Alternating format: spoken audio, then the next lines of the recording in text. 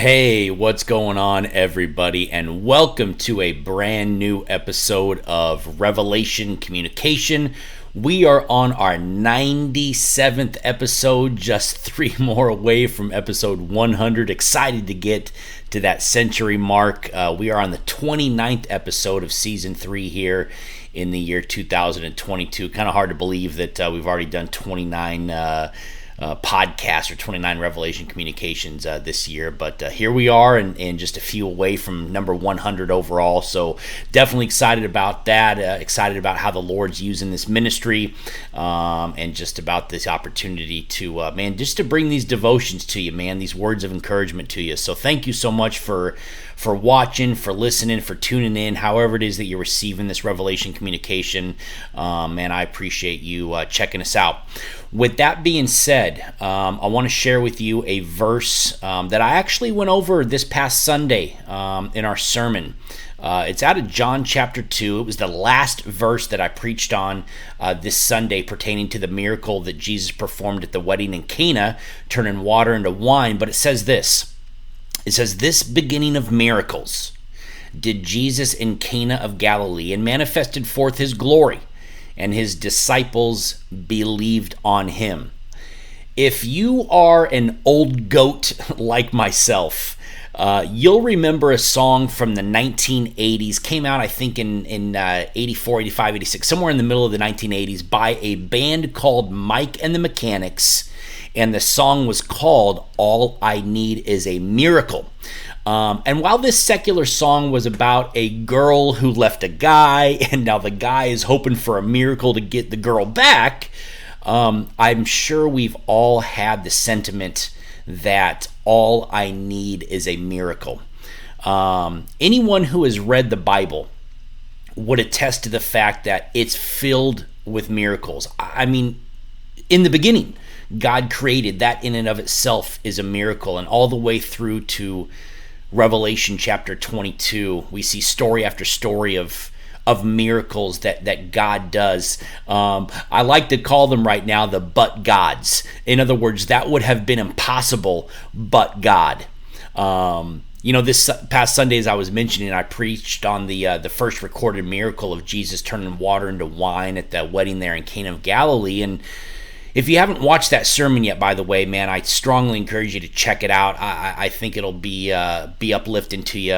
You can go over to our YouTube channel to find that. But in the story, there is a need. Now, this need really wasn't that big of a need in retrospect. No one needed healing. No one needed to be brought back to life that was dead. No one needed their sight or their speech or their hearing returned to them or given to them. No one needed deliverance from demons or evil spirits. No one needed to be fed that was famished and starving. No one needed saving from perilous circumstances. On a side note, by the way, all of these are things that Jesus did and so much more during his earthly ministry, but the need of water into wine, that miracle in retrospect wasn't that big if you really think about it. The wedding feast was out of wine. I mean, so what? People go home, they stop drinking. It wasn't that big of a deal. Jesus even kind of makes a point when his mother Mary approaches him, to say basically, this isn't a big deal. Why are you bothering me with this? But here's the thing. There's not one time recorded in the scriptures where Jesus denied someone that came to him with a need. And this was the first recorded time where someone, and again, in fact, it was his mother Mary, came to Jesus with a need. And he provided that need. As small and as insignificant as that need was, Jesus met it. I don't know about you, but I need a miracle right now. My family needs a miracle right now, and I'm sure that you can say that of yourself. You can say that of your family. You can maybe say that of a circumstance. You need a miracle right now. And it's one of those things that only God can do. It's one of those miracles that are needed that only God can perform. Man, I'm just going to be real with you. I've got a brother right now who is battling a few mental disorders. On top of that, he's battling drug and alcohol abuse. He's layering pharmaceutical medication with illegal drugs and illegal substances, and topping that off with alcohol, which is leading to, many paranoid delusions, schizophrenia, bipolar disorders, and a lot more complications that, have sadly affected his life. His wife and children have left him. He's lost multiple well-paying jobs. My brother's very book smart. He's brilliant, but he's lost multiple well-paying jobs. He's isolated himself and his family, and the reality is he's created quite a mess for himself. It's one of those situations where no one can help him. I can't help him. His wife, who has labored extensively, time and time again, to try to help him, she can't help him. Mama, as much as Mama wants to help, Mom can't help him. And I believe it's just one of those situations where he can't even help himself at this point. This is something that is going to take a miracle. We are grieving as a family for my brother.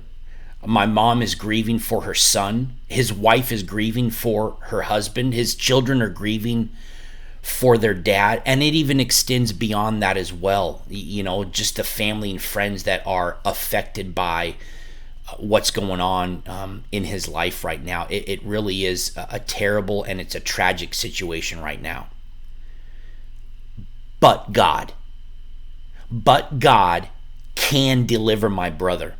But God can restore my brother. But God can heal my brother. But God can mend my brother. He can fix my brother. He can bring his wife back. He can bring his children back. He can bring a son back to his mother.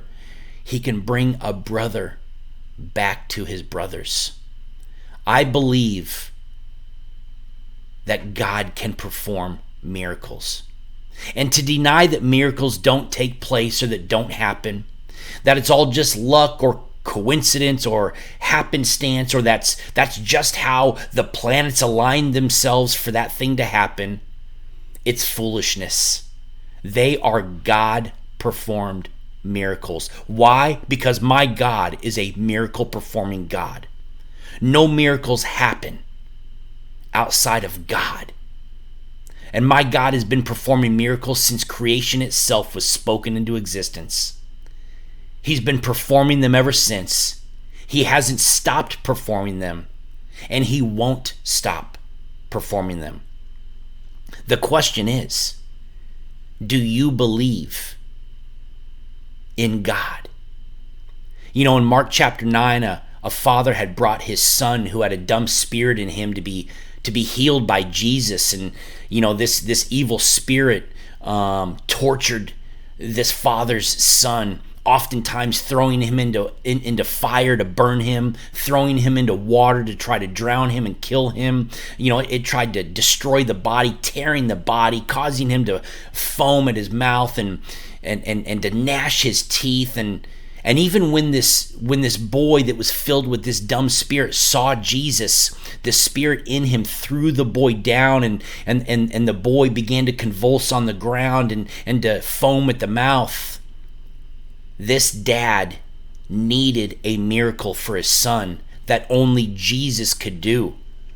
I say that because we'll learn from this story that the dad had brought his son to some other disciples who could not do what Jesus could do. And this father says to Jesus in verse 22 of Mark chapter 9, "But if thou canst do anything, he asks Jesus, have compassion on us and help us. Jesus' response to him was this: if thou canst believe, all things are possible to him that believeth. Jesus, of course, would go on to heal this boy and to perform the miracle that his father was asking for. And so the charge to you and I is this: do you believe? Do you believe that God can perform the miracle in your life that you need him to perform? Do you believe that God can deliver you from whatever it is you need deliverance from? Do you believe that God can heal whatever it is that you need healing from? Do you believe that God can mend whatever you need mended in your life? Do you believe that God can fix whatever it is that's broken in your life? Do you believe that God can? Now, I want to insert a disclaimer here to not confuse God's ability to do something with whether or not he will do it. God can, and there should be no doubt there. Whether he will or whether he won't is his to decide, but that should not ever detour or alter our belief that God can, because he can. You know, if you've ever been in a situation where it was going to take a miracle and that miracle happened, but God. If there's anything you take away, ladies and gentlemen, with you today, take away these two things. God is still performing miracles, and believe that God can still perform miracles in your life. If you lack the faith, or you lack the belief, say what the father of the boy with the dumb spirit said to Jesus in Mark 9:24, help thou my unbelief. Jesus never once said to anyone that came to him during his earthly ministry with a need, no. As a matter of fact, I would go as far as to say this, that Jesus does not say no to our needs. He can't, because he promised to provide our needs. And he'd be contradicting himself if he said he'll provide and then deny. Believe today that whatever miracle you have need of, God can perform it. Why? Because he's all-powerful. He's all-knowing. He's an all-loving God who, as Paul writes in Romans 8:32, spared not his own son, but delivered him up for us all. How shall he not with him also freely give us all things? Folks, if God gave up his only son, how much more will he give to us that we have need of? You know, from the little miracles to the big miracles, God can. If you need a but God miracle today, I pray that if you lack the belief, that the Lord helps you with your unbelief, and that you believe he can do what it is you need him to do. You know, the chorus to the Mike and the Mechanics song, All I Need is a Miracle, says this: all I need is a miracle, all I need is you. Folks, sometimes all we need is a miracle, and all we need is Jesus. Just a couple of reminders before you go today. Don't forget that Wednesday night we do have our Bible study at 7 p.m. right here at Revelation Church. We are currently going through the parables of Jesus, and just want to invite you and encourage you to come check us out for an hour at our midweek Bible study. Also, Sunday morning worship service takes place at 10 a.m. We are going through the gospel according to St. John verse by verse, and I got to tell you, these first 5 or so weeks that we've been in the book of John have been amazing, and I'm just so excited to be able to share the scriptures with you.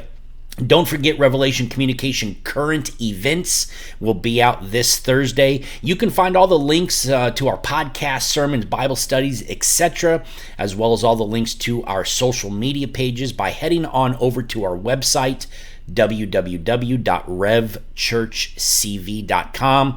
And finally, if you do not know Jesus Christ today as your personal Lord and Savior, and you want more information on what you need to do, or if I can just pray for you, please head back on over to our website. Again, the address is www.revchurchcv.com. Scroll all the way down to the bottom. You'll find my contact information there, or you can leave me a message. Thank you so much for tuning in today. I'm Solomon Stewart with Revelation Communication.